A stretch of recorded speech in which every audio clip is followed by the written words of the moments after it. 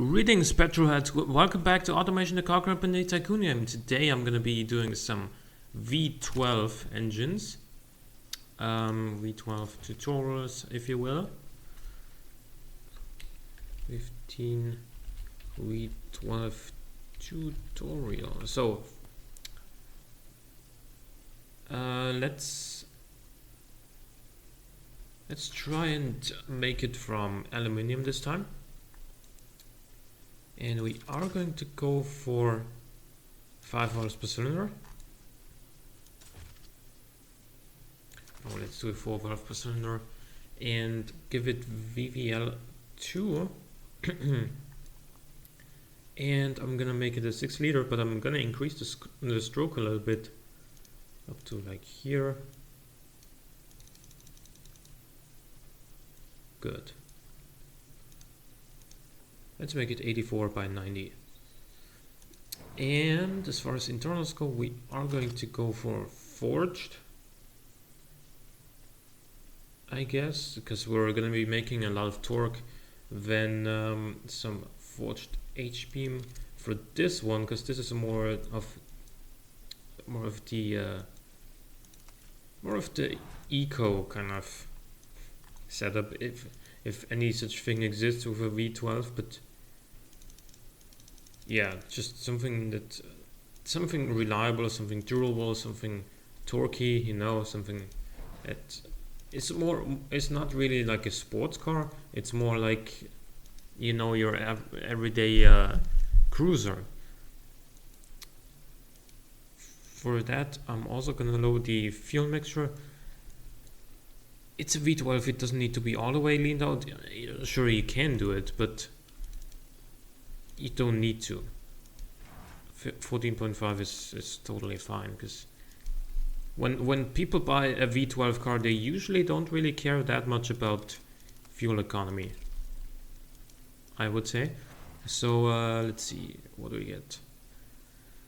This torque curve I don't really like. I'd like it to be a little bit flatter, which is why I'm going to increase. Oh yeah, there we go. Now this is not very much power though.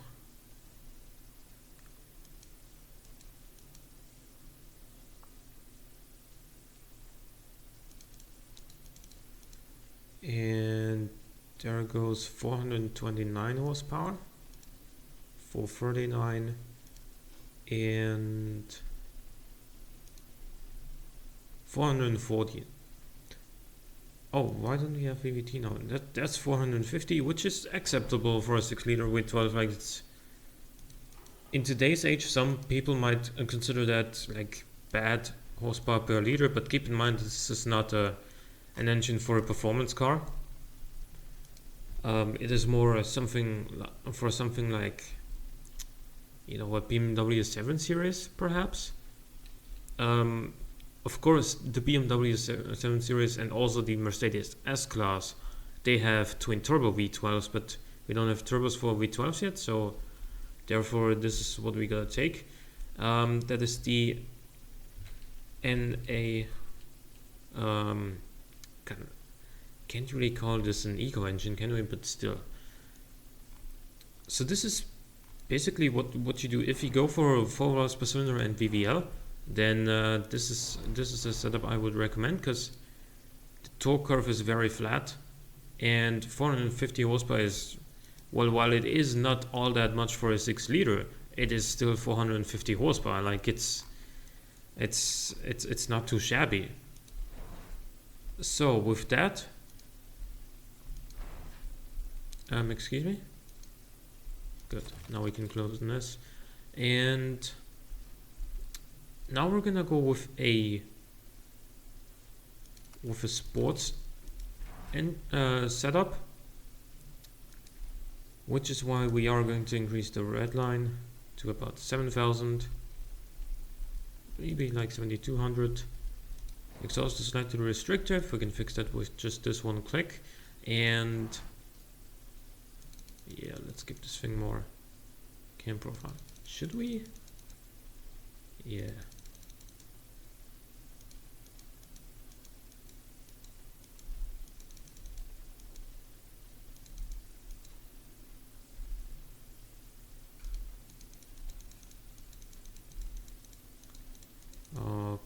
Now this is not really something you'd want your torque curve to look like, but we're making a lot more power now than before. So there's 550 horsepower, that's 552.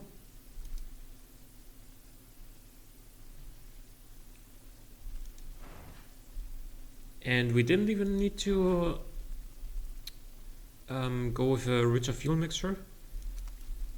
If you want more throttle response, I recommend going for a throttle per cylinder setup.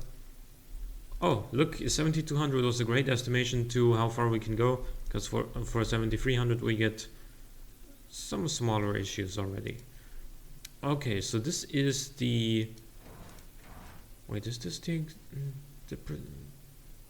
correct size? No, it can go a little bit bigger. Okay, 574 horsepower is certainly nothing to sneeze at. We're also gonna switch over to at least one straight through exhaust, maybe two. Also, does the engine now sound different? Because there has been an update.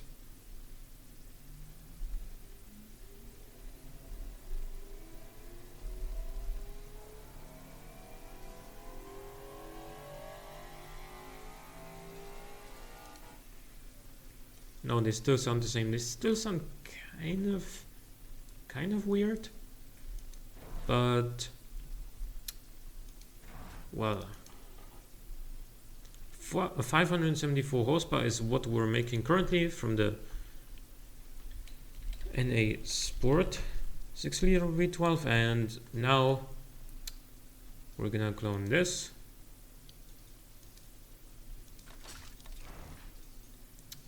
Give it some better materials.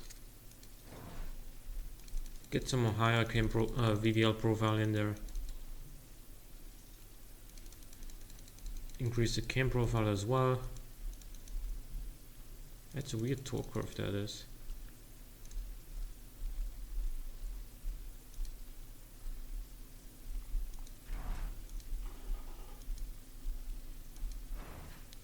And we're gonna make it run richer. Gonna increase the rev limit. We can go over 8,000, really? 8,200 is where we can go. This is also where the max power comes in, apparently. 653 horsepower. We are gonna increase... Excuse me? Even +6 quality isn't too much. The exhaust header is restricting airflow, huh?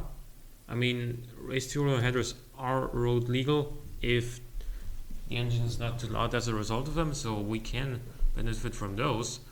We'll also benefit from bigger exhaust size. We're up to 701 horsepower.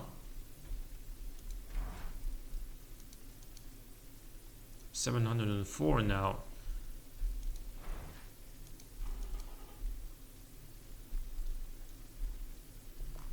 And well, you know what?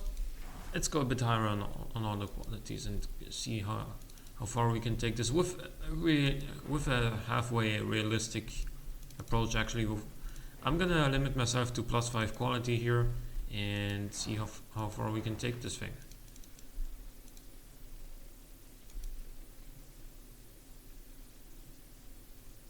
Wait, is that the crank? The crank is limiting its RPM. I've never had that before. Oh, or the cranks is reducing reliability. I've never had that before. It's weird. Maybe it's also new in one of the updates that have been here. That's 788 horsepower. And let's go with a performance intake that brings us up to 804. 808. Let's go up to 13 and to 1 fuel mixture. That's how far I'm gonna go. 12.6 compression ratio.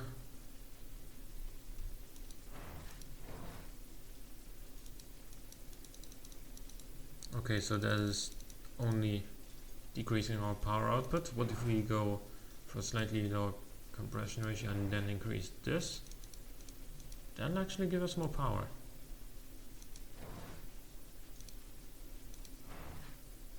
So let's keep going.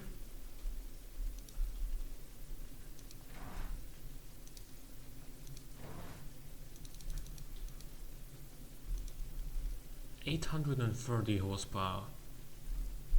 That is quite a lot. 831 is, you know, one more.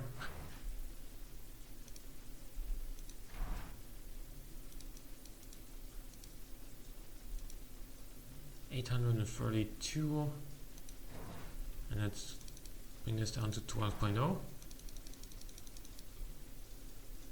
So it won't go higher than 832. 832 horsepower is still a lot, isn't it? What if we increase this? 833, okay.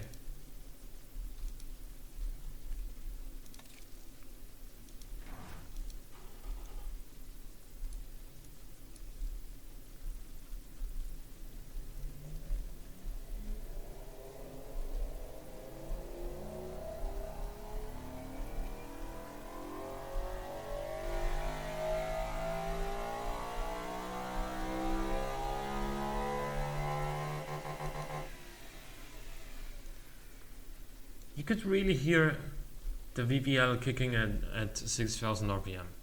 And let's try that in this test mode.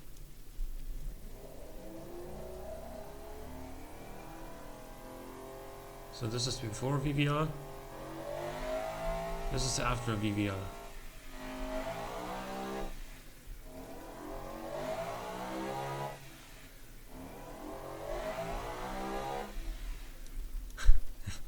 Okay. Well, this is a silly engine. This is a very silly engine, considering it's a naturally aspirated 6 liter. Well, hope you guys enjoyed this episode. Leave a like or a comment if you did. Thank you for watching. I'll see you next time.